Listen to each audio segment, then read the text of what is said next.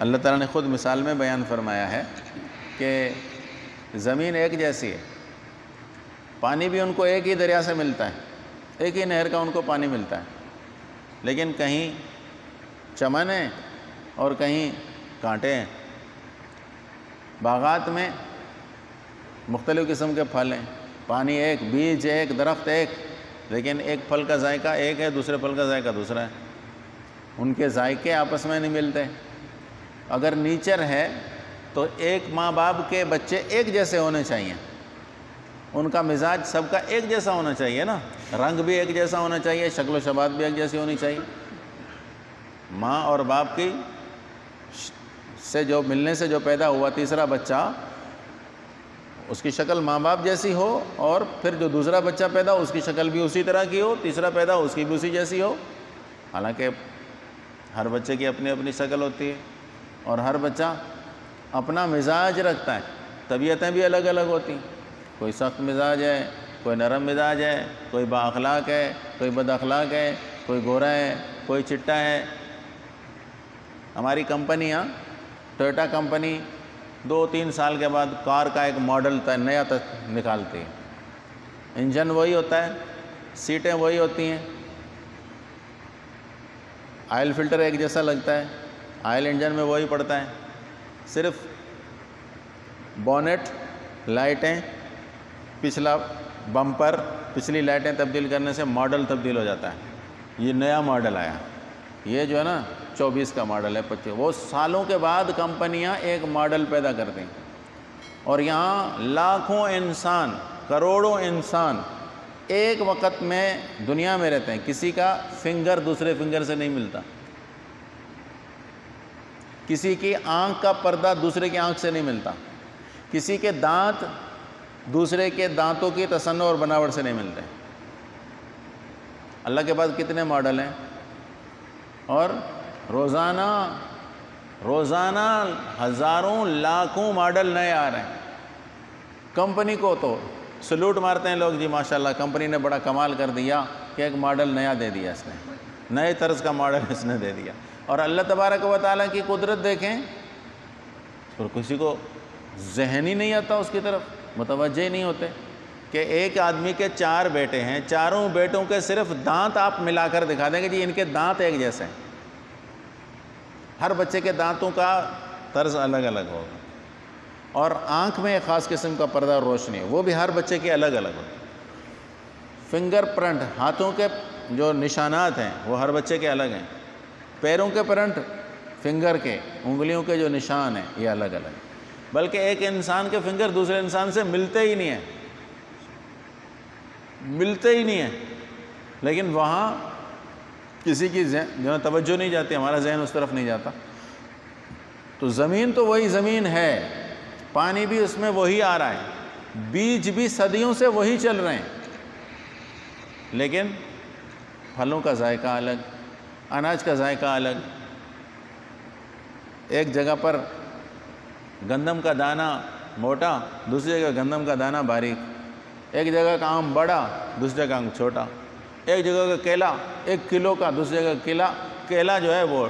آدھا پاؤ کا بھی نہیں ہے، ایک جگہ کے سیب بہت بڑے، دوسرے سیب بہت چھوٹے،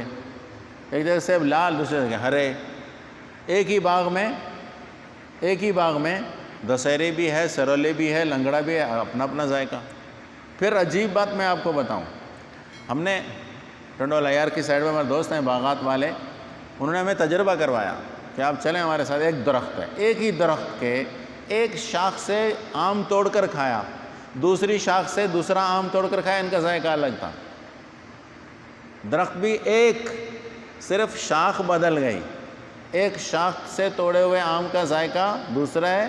دوسری اسی کے شاخ سے توڑا ہوئے آم کا ذائقہ الگ ہے، شکل و شباہت بھی مختلف ہے، کوئی بڑا کوئی چھوٹا، تو سوچ نہیں سکتے، تمہاری عقلیں معاف ہو گئی ہیں، یہ کون کر رہا ہے؟ یہ خود بخود تھوڑے ہوتے ہیں،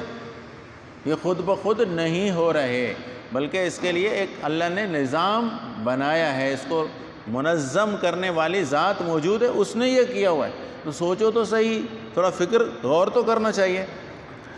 اچھا جی، پھر آگے فرمایا کہ یغشی اللیل نہار، رات اور دن ایک دوسرے کو ڈھانپتے رہتے ہیں۔ اب دیکھیں ابھی ہمارے ہاں رات چل رہی ہے،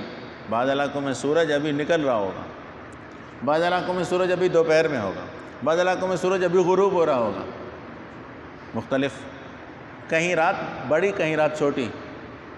دنیا میں ایسے ممالک بھی ہیں جہاں 4 مہینے رات چلتی ہیں، 4 مہینے کا دن ہوتا ہے، رات آتی نہیں ہے، دن ہی دن مسلسل چل رہا ہے، روشنی روشنی، سورج نہیں ہوتا لیکن روشنی روشنی رہتی ہے۔ یہ کس نے نظام بنایا ہوا ہے؟ اور ہزاروں سالوں سے یہ چل رہا ہے، تو کوئی سوچ فکر کرنے کی عادت ہے کہ نہیں ہے؟ اللہ تبارک و تعالیٰ کی ذات ہی اس نظام کو چلانے والے، کبھی سوچا؟ اچھا جی، پھر آگے فرمایا کہ ان فی ذلک لآیات لقوم یتفکرون، فکر اور سوچ والوں کے لیے نشانیاں بہت ساری ہیں۔ اس کے بعد دوسری آیت ہے وَفِي الْأَرْضِ قِطَعٌ مُتَجَاوِرَاتٌ وَجَنَّاتٌ مِّنْ أَعْنَابٍ وَزَرْعٌ وَنَخِيلٌ صِنْوَانٌ وَغَيْرُ صِنْوَانٍ يُسْقَىٰ بِمَاءٍ وَاحِدٍ، اور اللہ تعالیٰ نے زمین میں ٹکڑے رکھے ہیں، ٹکڑے ہیں جو آپس میں جڑے ہوئے ہیں، اور باغات بھی ہیں انگوروں کے، اور کھیتی بھی، اور کھجور بھی، کھجوریں بھی 2 شاخ والی اور 1 شاخ والی، ان سب کو ایک ہی پانی پلایا جاتا ہے، اور ہم ان میں سے ان کو آپس میں درجے مختلف رکھتے ہیں ذائقے میں، اس میں بھی نشانیاں ہیں عقل مندوں کے لیے۔ شاید پہلے کبھی تذکرہ ہوا ہے کہ اللہ نے جو نظام رکھا ہے نا سورج چاند زمین کا، کہتے ہیں کہ زمین اور سورج جو ہے نا ان کے درمیان نسبت ہے 1 اور 13 لاکھ کی۔ زمین اور سورج میں نسبت چھوٹے بڑے کی ہے 1/13 لاکھ، یعنی سورج زمین سے 13 لاکھ گنا بڑا ہے، اور سورج زمین سے کروڑوں سالوں کے فاصلے پر ہے، کروڑہا سالوں کے فاصلے پر ہے، اتنا زمین سے دور ہے۔ سورج زمین سے اتنا دور تو نہیں اور اتنا بڑا بھی نہیں، سورج زمین سے کچھ بڑا ہے، تقریباً 6% بڑا ہے،